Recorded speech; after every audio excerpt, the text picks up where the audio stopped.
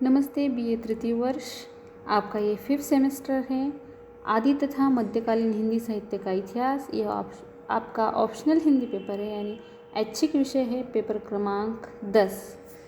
हमने इसमें भक्तिकाल को देखा था। भक्तिकाल में हमने सामाजिक, सांस्कृतिक और राजनीतिक पृष्ठभूमि को पढ़ा है। उसमें निर्गुण भक्ति साहित्य में हमने संत साहित्य और सूफी साहित्य को पढ़ा है।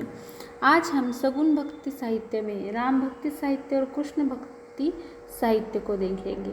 अब देखिए कि सगुण भक्ति क्या है। हिंदी साहित्य के भक्तिकाल में भक्ति की दो धाराएं प्रवाहित हुई हैं, एक निर्गुण तथा सगुण।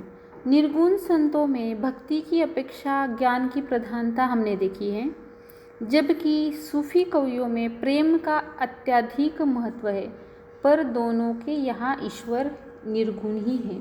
मध्यकालीन सगुण संप्रदाय वैष्णव धर्म से पोषण प्राप्त करता है। इस संप्रदाय की दोनों शाखाओं यानी राम भक्ति धारा और कृष्ण भक्ति धारा में ईश्वर सगुण हैं। इन्होंने ज्ञान, कर्म और भक्ति में से भक्ति को ही अपने उपजीव्य के रूप में ग्रहण किया। हिंदी के वैष्णव भक्त कवियों ने ज्ञान की अवहेलना तो नहीं की, पर उसे भक्ति जैसा समर्थ भी नहीं बताया। ज्ञान तारक है, पर वह कष्ट साध्य और कृपान की धार के समान है। इन भक्ति कवियों से पूर्व सिद्ध अपनी दुख साध्य गुह्य साधना पद्धतियों से जनसामान्य को बुरी तरह से विस्मित कर चुके थे।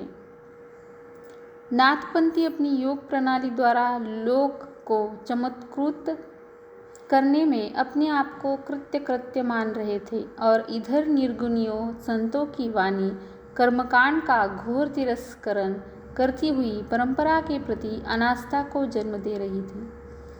इन सगुण भक्त कवियों ने एक नवीन भाव क्रांति को जन्म दिया। रामानुज, रामानंद, बल्लभ और चैतन्य आदि इस भाव क्रांति के नेता बने हैं।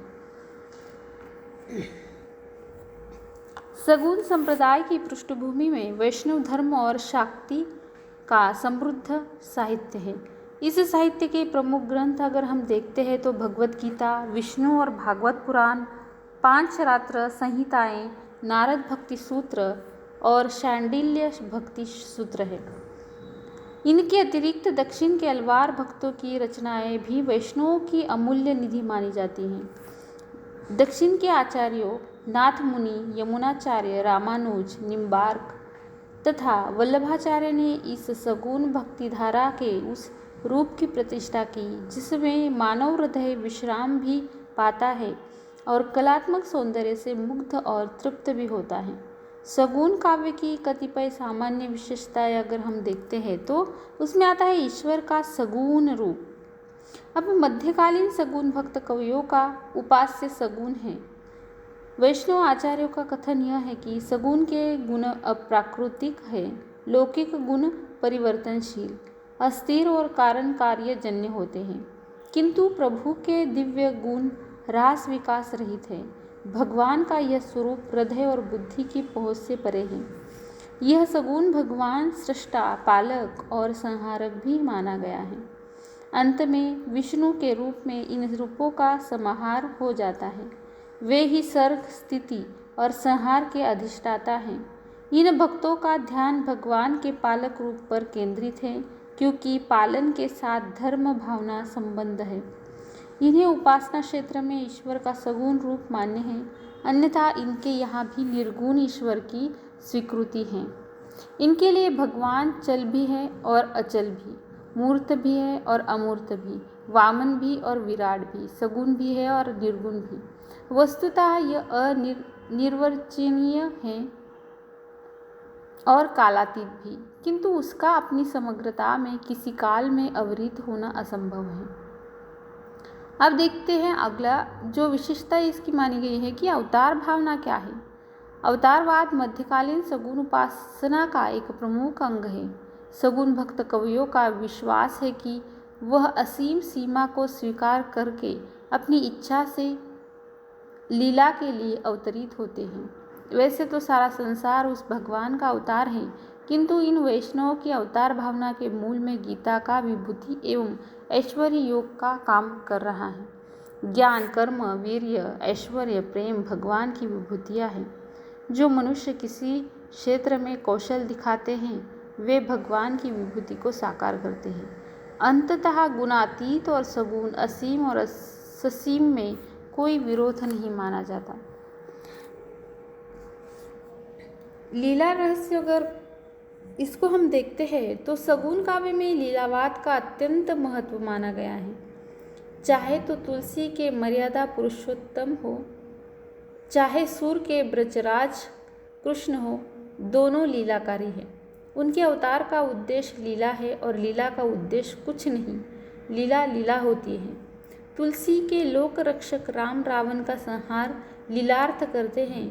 तुलसी के लिए समस्त रामचरित लीलामय है। भले ही आज का आलोचक तुलसी के रामचरित मानस में वस्तु संग्रथन तथा मनोविज्ञान की दृष्टि से अनेक दोष निकालते, जैसे राम को पहले से ही पता है कि सीता का अपहरण होने वाला है और इस संबंध दोष निकाले, जैसे संबंध में वे सीता को पहले ही सूचित भी कर देते हैं कि इस प्रकार राम के रुदन और विरह व्यथा, सीता की बेबसी तथा विलाप अपनी मर्मस्पर्शिता को खो देते हैं। पर इस संबंध में तुलसी के दृष्टिकोण को भूल नहीं जाना चाहिए। वे किसी भी ऐसी घटना या प्रसंग का समावेश नहीं करना चाहते जहाँ राम की अनिश्चयता ध्वनित हो। राम के लिए कुछ भी प्राप्तव्य व अनुसंदेह नहीं है। तुलसी ऐसे प्रसंगों में राम की लीला कहकर उन्हें आलोच्य नहीं रहने देते। कृष्ण तो है कि लीला रमन और आनंद संदोह। एक और जहाँ वे लीला करते हुए समस्त गोपीजनों को, जिन्होंने लोक की सारी मर्यादाओं का अतिक्रमण कर दिया है, आकर्षित करते हैं, वही दूसरी ओर अधासुर एवं बकासुर राक्षसों का लीला ही लीला में वध कर देते हैं। ईश्वर सर्वत्र आप्तकाम है। उसने किसी इच्छा से संसार की सृष्टि नहीं की, बल्कि यह तो लीला का परिणाम है। सच तो यह है कि सगुण भक्ति लीला में सच्चिदानंद के आनंद का संगम स्वरूप दिखता है। लीला और आनंद ध्वनि और प्रतिध्वनि के समान परस्पर संपृक्त हैं। रूपोपासना, सगुण धारणा में रूपोपासना का विशिष्ट स्थान माना गया है। शंकर ने नाम और रूप को मायाजन्य माना है। शतप्रथ ब्राह्मण में ब्रह्म को अनाप और अरूप कहा गया है, परंतु सगुण साधना में भगवान के नाम और रूप आनंद के अक्षय कोश हैं। नाम और रूप से ही वैधि भक्ति का आरंभ होता है। सगुण भक्त को भगवान के नाम और स्वरूप इतना विमुग्ध कर लेते हैं कि लौकिक छवि उसके पथ में बाधक नहीं बन पाती। आरंभ में सगुण उपासक नाम रूप युक्त अथवा मूर्ति के समक्ष आकर उपासना करता है, परंतु निरंतर भावना, चिंतन एवं गुण कीर्तन से वह अपने आराध्य में ऐसा सन्निविष्ट हो जाता है कि उसे किसी भौतिक उपकरण की आवश्यकता नहीं होती। रूप ही श्रृंगार रस को जगाता है। यही कारण है कि कृष्ण भक्ति शाखा में कृष्णाश्रित श्रृंगार का सांगोपांग वर्णन है। पुष्टि मार्ग कवि के लिए लौकिक श्रृंगार के सभी उपकरण मोहन के मादन भाव के सामने फीके हैं। उनकी कृष्ण भूमा सौंदर्य की अतुल राशि है। यद्यपि तुलसी के राम में शील, भक्ति, सौंदर्य का समन्वय है और तुलसी का काव्य विभक्तांग है, फिर भी उनके राम अपनी अप्रतिम छवि से त्रिभुवन को लजाने वाले हैं। मध्यकालीन भक्ति काव्य के उपजीव्य ग्रंथ है रामायण और भागवत। रामायण की अपेक्षा भागवत की छाप इस काव्य पर अत्यंत गहरी है। समस्त कृष्ण साहित्य तो इससे अनुप्राणित है। राम काव्य भी इससे कम प्रभावित नहीं। तुलसी काव्य पर इस अलौकिक ग्रंथ का प्रभाव यत्र तत्र देखा जा सकता है। हिंदी के भक्ति काव्य पर प्राकृत तथा अपभ्रंश साहित्य का कोई प्रभाव नहीं, बल्कि इस पर साक्षात रूप के संस्कृत साहित्य का प्रभाव पड़ा है। संस्कृत के भगवद गीता, विष्णु पुराण, पांचरात्र संहिताओं, नारद भक्ति सूत्र, तथा कई अन्य काव्यों और नाटकों ग्रंथों का प्रभाव है। तो रामानुज, वल्लभ, विष्णु स्वामी और चैतन्य आदि आचार्यों ने जिन सिद्धांतों को पुरस्कृत किया है वे सगुण काव्य के दार्शनिक मेरुदंड माने जाते हैं। भक्तिकाल की नुगा भक्ति में दक्षिण के अलवार संतों का महत्वपूर्ण योगदान माना गया है।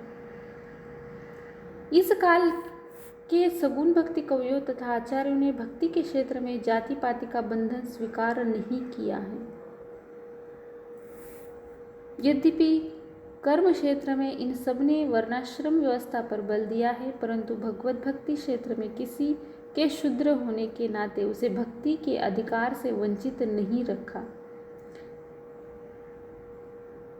सगुण भक्ति साहित्य में भक्ति क्षेत्र में कबीर का निम्नांकित कथन सत्य माना गया है कि जाति पाति पूछे नाही कोई, हरि को भजे सो हरि का हुई। सगुण भक्तों के यहाँ भी निर्गुण संतों की और सूफियों के समान गुरु का अत्यंत महत्व दिया है। इस साहित्य में गुरु ब्रह्म का प्रतिनिधि और अंश माना गया है। सगुण साहित्यकारों ने संसार की सब वस्तुओं से गुरु को उच्चतम माना और उसकी महत्ता की भूरी भूरी शाखा को सूर और तुलसी का साहित्य इस कथ्य का सुंदर निदर्शन है।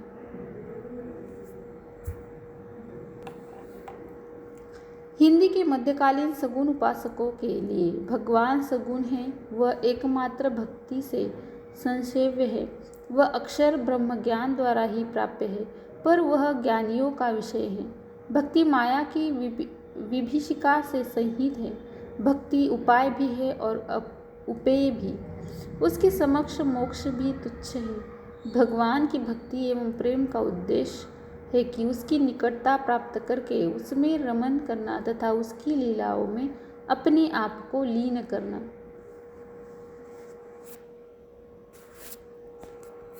विष्णु मूलतः ऐश्वर्य संपन्न देव माने जाते हैं। अंतरा रामानुज संप्रदाय में भगवान की ऐश्वर्य उपासना पर अत्यधिक बल दिया गया है।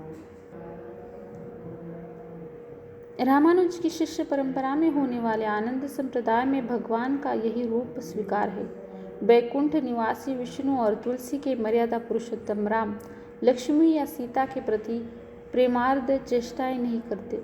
वल्लभ और निम्बार्क संप्रदाय में भगवान के ऐश्वर्य की अपेक्षा उसकी माधुरी को अधिक महत्व प्रदान किया गया है। चैतन्य में कांता भाव के भक्ति का पूर्ण परिपाक हुआ है।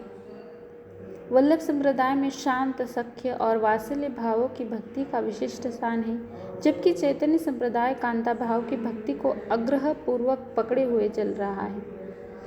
युगल लीला की प्रतिष्ठा वल्लभ, चैतन्य और निम्बार्क संप्रदायों में हुई। परवर्ती संप्रदायों में राधा वल्लभी और हरिदासी संप्रदाय युगल लीला के आधार पर ही अपनी पृथक सत्ता को स्थिर रखना चाहा है। मध्यकालीन सब भक्त कवियों ने नवधा भक्ति को अत्यंत महत्व दिया।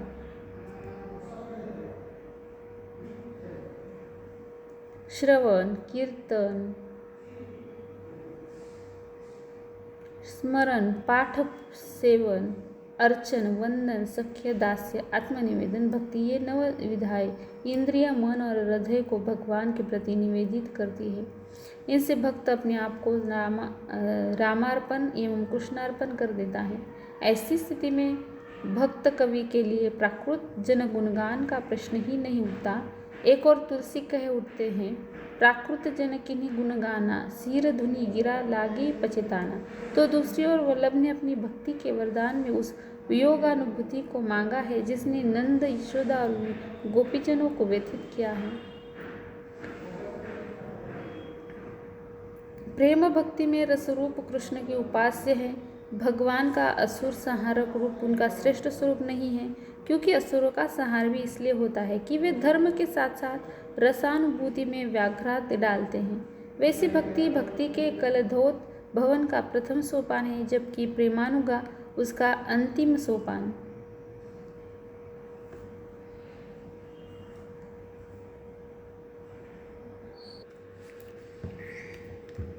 कृष्ण काव्य और राम काव्य में अपने अपने दृष्टिकोणों के अनुसार लोक जीवन का सम्यक चित्रण हुआ है।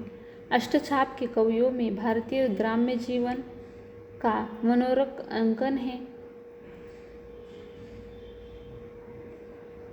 जिन दृश्यों और प्राकृतिक परिवेश में कृष्ण की बाल लीला का सन्निवेश हुआ है, उनकी भावना द्वारा मन में विलक्षण आनंद का संचार होता है। अष्टछाप में तत्कालीन भारतीय जीवन की एक सुंदर सांस्कृतिक झांकी प्रस्तुत की गई है। तुलसी के राम असत से संघर्ष करते हुए सत का उद्धार करते हैं। वे अपने व्रत के लिए नाना कष्टों को सहते हैं। उनमें हम उस प्रयत्न को देखते हैं जिसके कारण लोकसत्ता विदीर्ण न होने पाए।